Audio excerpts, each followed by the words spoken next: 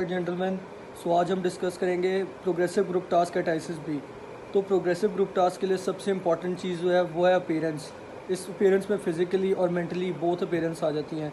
Physical appearance में यह है कि आपको चाहिए कि आप एक पेयर क्लीन वाइट शॉर्ट्स और एक पेयर क्लीन वाइट जो टी शर्ट्स होती हैं वो रखें अपने साथ, और जो शॉर्ट्स होती है वो किसी भी लिनन मटेरियल या स्लिम मटेरियल की ना हो, क्योंकि उससे फिर ये होता है कि बॉडी विजिबल होती है। तो शॉर्ट्स कॉटन की होनी चाहिए या किसी भी थिक मटेरियल की हो जिससे कि आपकी बॉडी विजिबल ना हो। इसके अलावा आपको चाहिए एक पेयर शूज़ का जो कि किसी भी न्यूट्रल कलर के हो सकते हैं। फॉर एग्जांपल वाइट हो सकता है, नेवी ब्लू हो सकता है, ब्लैक हो सकता है। इसके अलावा शाइनी कलर्स अवॉइड करने हैं, क्योंकि शाइनी कलर से फिर वो ये होता है कि नेगेटिव इम्पैक्ट पड़ता है।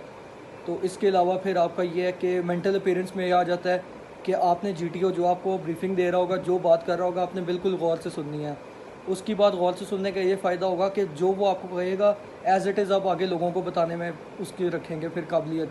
क्योंकि अगर उसने आपको एक बात कही और आपने कुछ और बयान कर दी अपने दोस्तों को, जो ग्रुप मेंबर्स होते हैं आपके, तो उससे फिर इंप्रेशन पड़ता है कि ये पहले कहीं से तैयारी करके आया और इस चीज़ की बाकायदा प्रैक्टिस करके आया है, जो इसको इतना क्लियरली हर चीज़ पता है, वो भी ऑपोजिट मीनिंग में और दूसरे अल्फाजों में। तो इसका ये बेनिफिट है कि आप उस वो जौन सा वर्ड दोहराता है आप उसी को आगे अपने टीममेट्स या बैचमेट्स को दोहराएं, अपने ग्रुप मेंबर्स को वही सेम वर्ड यूज़ करें। जैसे कि अगर वो मटेरियल को लगेज कहता है तो आप उसको लगेज ही कहें।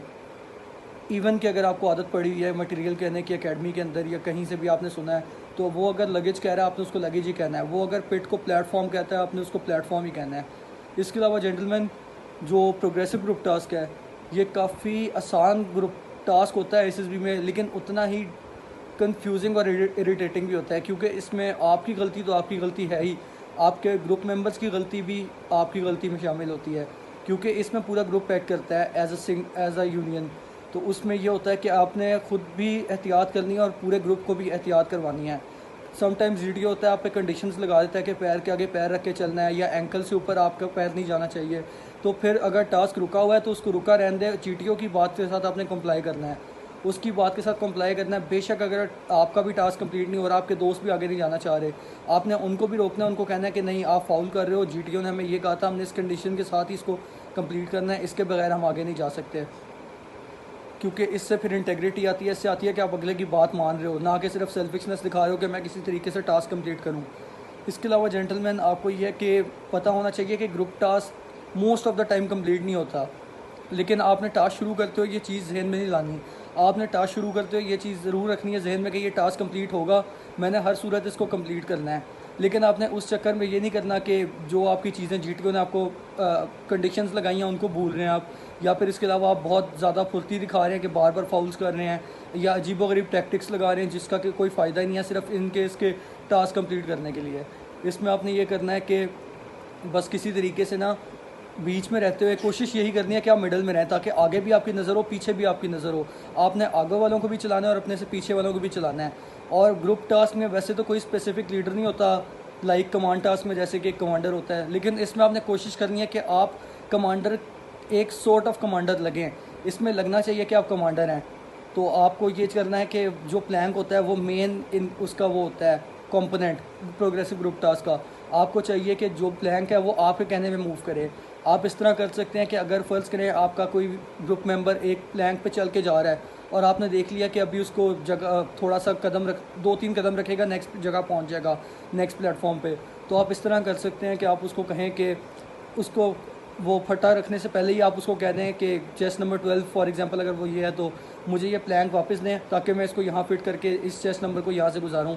तो इस तरीके से आप कर सकते हैं। और आपके पॉइंट्स तब होते हैं जब भी प्लैंक वगैरह जितनी भी चीज़ें ना वो आपके कहने पे मूव करेंगी। मटेरियल आपके कहने पे मूव कर रहा है, आपकी वजह से टास्क ईजी हो रहा है और वो आगे प्रोग्रेस कर रहा है, तो इस चीज़ के आपको पॉइंट्स मिलेंगे। इसके अलावा आपको चाहिए कि आप वहाँ पे लोगों का भी ख्याल रखें, अपने बिला वजह की लीडर बनने के चक्कर में इस तरह ना करें कि आपके वहाँ पे जितने भी लड़के हैं वो इंजर हो रहे हैं, अजीबो गरीब उनसे जंप्स लगवा रहे हैं, ये ना करें आप। और इस तरह की करें कि खुद बीच में रहें और आगे चले जाएं। बाद में अलग अलग टैक्टिक्स अपनाएं, किसी में आगे चले गए, किसी में पीछे रह गए, किसी में मिड में रहे, पीछे से गुरेज करना है। और प्लानिंग एबिलिटी ये कहती है कि अगर आपको मिड में रहने का मौका नहीं मिल रहा तो जहाँ पे भी आप उस पोजीशन को होल्ड करके रखें और होल्ड करके आगे जाने की कोशिश करें। लेकिन अगर वो होल्ड ही रह रही है किसी वजह से भी, तो आपको चाहिए उस कंडीशन के हिसाब से अलग अलग टैक्टिक्स अपनाएं। फॉर एग्जांपल अगर आप आगे हैं तो आप सजेशन दे सकते हैं पीछे वालों को, क्योंकि आप ऑलरेडी आगे जा चुके हैं तो आपको पता है कैसे वहाँ तक जाना है, तो आप पीछे वालों को सजेशंस दें। और अगर आप इन केस बिल्कुल एंड पे हैं तो आपको चाहिए कि आप अगले को अप्रिशिएट करें, अगर वो कोई फाउल कर रहा है तो उसे कहें नो वरीज़, तो इस तरह करके करें। और कॉम्प्लीमेंट्स दें और सजेशन दें पीछे से रह के, अनलाइक बिल्कुल आप पीछे खामोश खड़े हैं, बिल्कुल देख रहे हैं, नोटिस कर रहे हैं, जोन आउट हो रहे हैं, इससे बेहतर वो है।